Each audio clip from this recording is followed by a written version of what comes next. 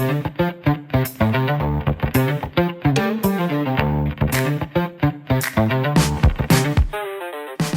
to At the Table, the podcast where questions meet conversations and real life meets real answers. Brought to you by the pastoral team at MBCH, we're here to unpack the big topics, the small curiosities, and everything in between. Each week, we gather around the table to bring you diverse perspectives, authentic discussions, and biblical insight on issues that matter to you the most. From faith and family to culture and the tough questions, no subject is off limits. And with special guests joining us from time to time, you never know what fresh ideas or surprising insights might just pop up. This isn't just another podcast. It's a conversation where you have a seat at the table. Got a question or a topic you're curious about? Reach out. We'd love to hear from you.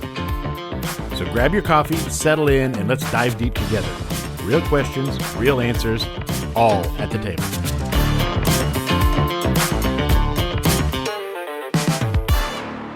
Hey, it's good to have you with us again here at the table. We're a podcast of First Baptist Church, Kimberling City. My name is Jeff Hardy. I'm the pastor here, and with us tonight we have Sean Gasper, the executive director of activities here at the church. Josh Beam is our youth guy, and we got Chris King, who is the media specialist that does everything for us. Got a special guest. I'll introduce him just in a moment.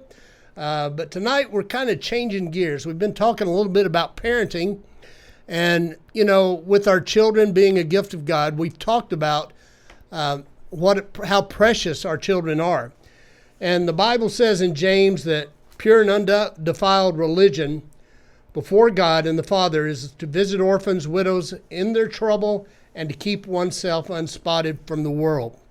We want to talk a little bit about the dark side that nobody wants to talk about, is those precious children who are out there with really no hope, no home structure at all.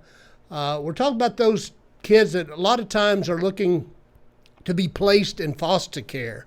And our guest tonight is Dr. Juston Gates. He is the executive president of the Missouri Baptist Children's Home.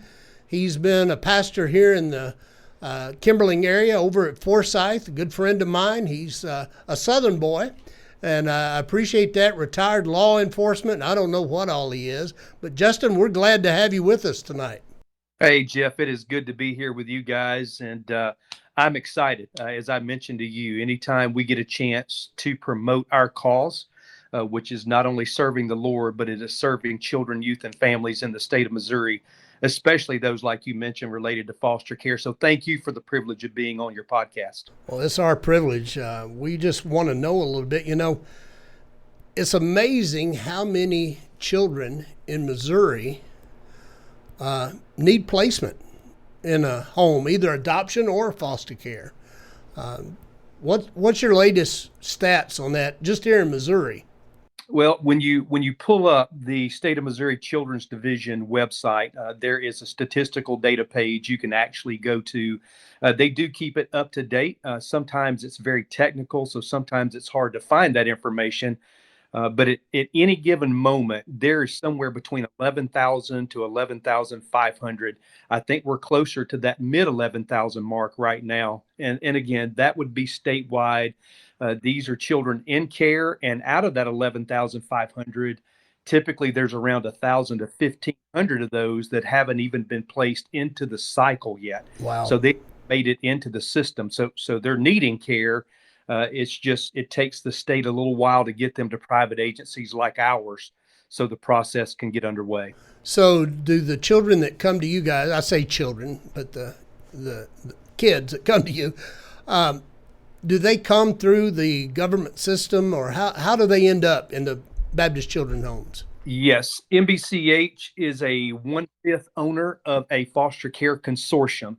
That consortium is referred to as the Missouri Alliance for Children and Families. And so there's 4 other child welfare entities just like us that are part of that consortium. And all of us work under contract relationship with the State of Missouri Children's Division. The Children's Division is actually over foster care in the state. But as you can imagine, as a government entity, there's no way they could possibly staff everyone they would need to handle 11,500 potential clients.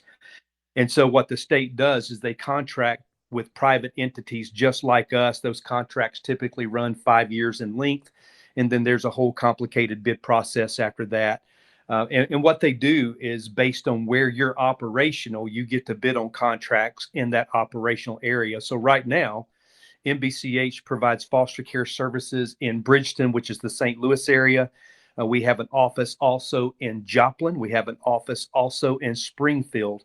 And so at any given moment, Jeff, if you were to pull our data, we have between 800 to 850 clients in the foster care system that are in our care. Wow. Wow. You know, what jumped out at me when I was looking at some of these stats is there's somewhere in the neighborhood of 1,800 just Southern Baptist churches in the state. Yes, there's sir. a little over 8,600 churches as a whole in the state. You know, if a church would just sponsor one child, one family to sponsor one child, we put you out of a job, brother. You know, and that would be something we would accept. We would just find a different ministry. That's just what we do, right? And so I've had the privilege of not only being a pastor in the same area with you for 12 years, but I was also on the executive board of Missouri Baptist Convention with you as well. And yeah, your numbers, as you know, are very accurate. We're close to 1,800 Missouri Baptist Convention churches. And when you think about that, there should be a plentiful resource when it comes to foster care families. And here's why, Jeff, that is so important to us at MBCH. We require that all of our families, and right now we're maintaining 450 plus foster care homes. So around 850 clients, and that's 450 plus homes. We require all of our homes be professing believers. And so as you can imagine, it's a little bit more difficult for us to find qualified homes because the very first requirement is the fact that they're believers in Christ Jesus. And so for us, we do it a little bit differently than a lot of other entities. A lot of other entities don't require that stipulation.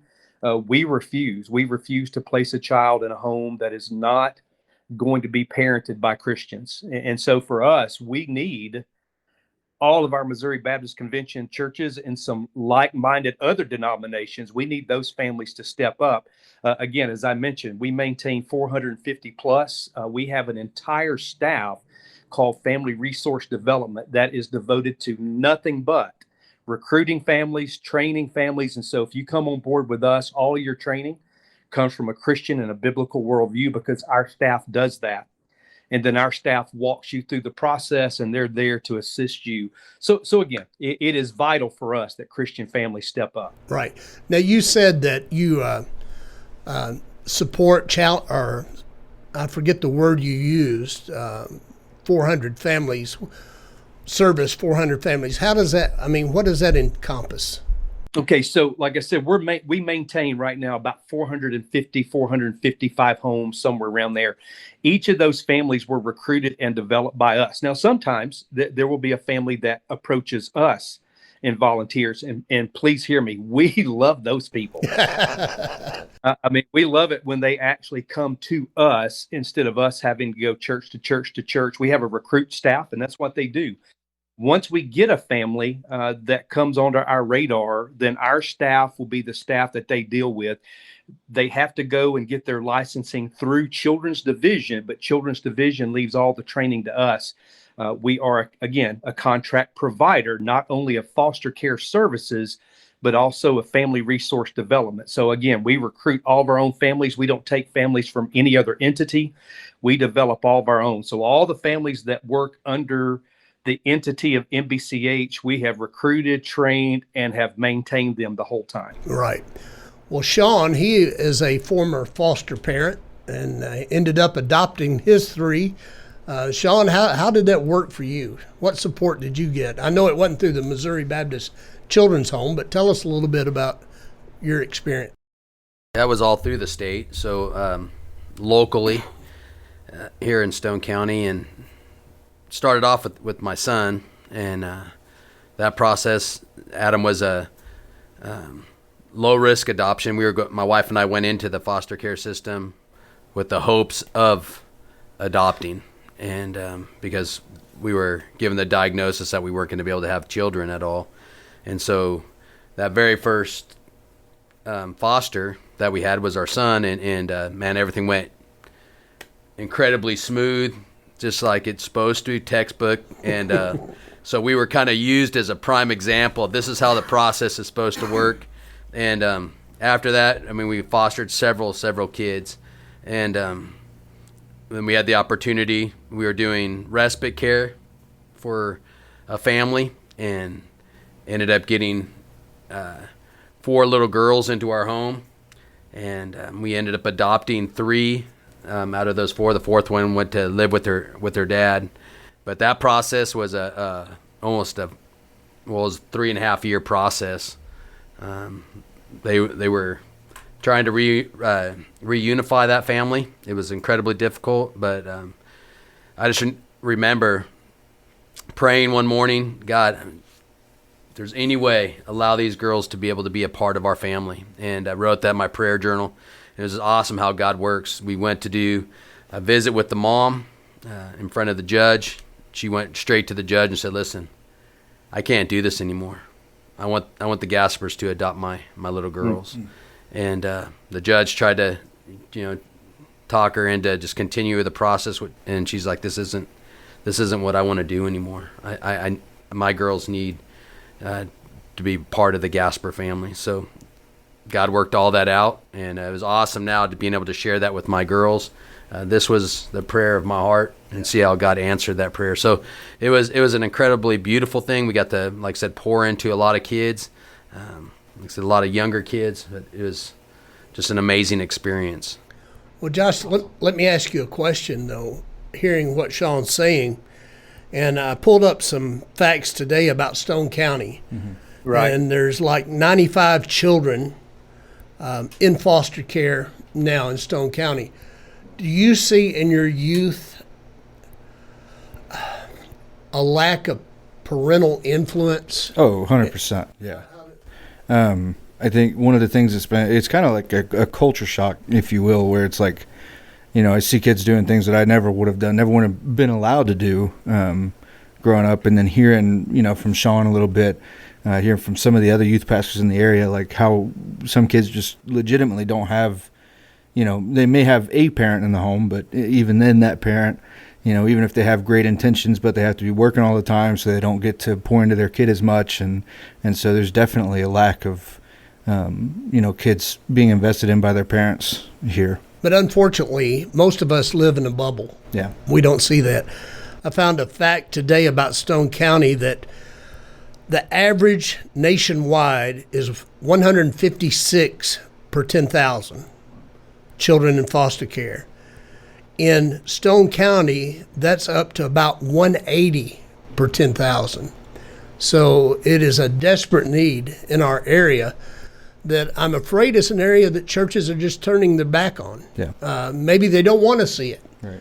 I'm sure your heart, Sean, was pulled when you had the kids, the fear of not having the kids. How would you tell a young couple that's wanting to foster care, or an older couple even, who's afraid of that string being attached to them? It's just being led by God in the whole situation. I mean, my wife and I definitely prayed a lot about, this process. We knew that not every child we were going to have in our home we were going to be able to adopt. So we just looked at any bit of time that we had with these kids was a time we were going to be able to pour into them, to show them love, to give them the basic of needs, but also to show them what it is to be a part of a family. And we helped not only the kids, but we also got to pour into the families as well, whether it was grandparents or mom or dad too. So it was a great opportunity. But like you were kind of saying too, the thing for me when I first got into this process, I was incredibly shielded. I never ever, because I wasn't a part of a family that ever experienced divorce or anything like that. I never was part of a family that was involved with drugs, but I didn't know little kids went through what they went through. Yeah. And it was a huge eye-opening experience just going through the training portion of that. Yeah.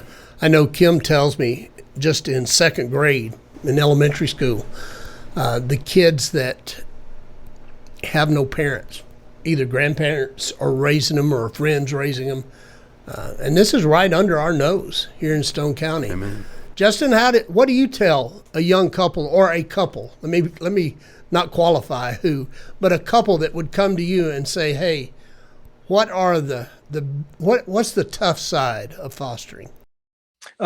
I think, Jeff, for us, because we do not only family foster care like Sean is talking about, and let me go ahead and voice this before I go any further. I want to give a big shout out to Sean and his wife, because I can tell you, without folks like them, I have no job. Right. Because we have to have types of family come alongside. But we also do, Jeff, what's called therapy foster care. Treatment foster care is another term for that. TFC is the acronym we use for it here. Well, about 115 of our clients out of that 8 to 850 mark, those are in the TFC program, which are a very emotionally dependent type of client. So they bring to the table an emotional damage like Sean is talking about that not even your average foster care client brings to the table. And so we have an entirely different staff for that. The training is different. It is far more counsel-based and counseling-based. There's far more case management hours applied to that. And so if you have a family come to us, just a family that's looking to enter into foster care for the first time, Jeff, I can tell you my staff is very transparent. They will not sugarcoat anything, because fostering is difficult. It is. It is hard, especially if you have your own children in addition to that. And I mean biological children. So when you're trying to graft into your family, and we use the analogy sometimes of the same thing that, Christ has done with us, we're grafted in to this family of God.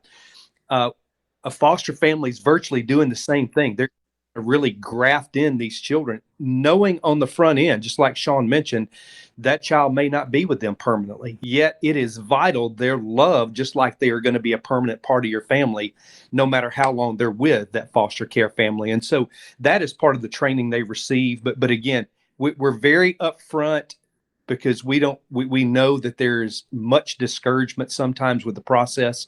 And so we simply present plain truth to our families that come to us. Hey, this is hard. If it weren't hard, so many more families would be doing it. We want you to understand we're going to be with you every step of it. But I can tell you, you're going to be the one in the home with the child who wants to go back to a bio family member and those things. And that's not every child. But again, it's difficult work, and we just simply don't want to present our foster care families with something that's not true. So we're very open and honest about that. Hey, this is a difficult process. But I can tell you this, we do know that these foster care kids would fall into that Matthew 25, the least of these categories. Right. So what we also tried to encourage them with is biblical truth. Here's the thing. If you're willing to do this, though, I believe there is a different reward. I truly do. The Lord, Sean would probably testify the same. There's no way they've been able to do what they've done without the Lord giving them grace and strength in the midst of all that. Exactly. Yeah. And so for us, we're open about those things. Hey, this thing you're pursuing, man, this is not for the lighthearted. Like this is for folks you're all in no matter what, whether you have them a short period of time, a long period of time, whether you adopt, whether you're a part of reunification. And I love something else Sean said. One of the things we really emphasize is trying to work with the bio families as well. And so all of our foster care families, they're taught that on the front end. Hey, we're if possible and if safe, we're going to ask you to help us to minister to the bio family that's lost these kids. So let me interrupt and ask you this. When a child is taken out of foster care, yes, is there a follow-up with the family? Because I'm sure they're on a roller coaster, the foster family I'm talking about. With the foster family? Yeah. Oh, absolutely. There's definitely an exit process from our end, because we would very selfishly, and I don't mind saying that in a podcast, we would very selfishly like to utilize their services again at some point. And so like a family like Sean, we're going to be their best friend. And I mean that in every way, though. Like, hey, we do know if you're going to have to give a child up, and I hate to even use that terminology, but that's virtually what happens. Man, you incorporate this child into your family, you graft them in. There may come a separation period where they go back to a bio family or a relative, or they do get adopted outside of that. And so, yes, we're definitely going to come alongside that family as well. And I think all of our families, the 450 plus that we care for, I think each of them would give testimony to that. That now they may not be pleased with every aspect of the process, because the process sometimes is complicated and hard. Sure. But I think they would tell you, I think all of our families would tell you that MBCH stands by them no matter what. Yeah. Yeah. Well, let me ask you, how do you see the church coming alongside? Oh, buddy. We have an entire church engagement staff, no kidding. And that's what these guys do. They travel around to churches, and they can't present information like just general information as to what we do. I get the same feedback, Jeff, every place I go. When I go to churches, I get the same response every time. I didn't know y'all did all these things. And there's no way for me to spend time on the podcast explaining that. You can go to our website, mbch.org, and all of our ministries are listed. But our church engagement staff in particular, what they really focus on is connecting churches to needs, to families in their area, because the goal of that then hopefully at some point we might be able to connect either a foster care family or a bio family that's been reunified with a church, because our services, Jeff, will end at some point. Sure. Like we are a contract care facility. So at some point, our entity services will cease. We believe when our ministry stops, it needs to be followed up immediately by the local church. I believe God has created community, and that community called the local church should be able to come along those families and help keep those families strong. And so I think the church is vital in helping us minister to our folks. We require that all of our foster care kids attend church with our families, Jeff. So our families are attached to some church. That's good. Yeah. And so all of that is part of what we do.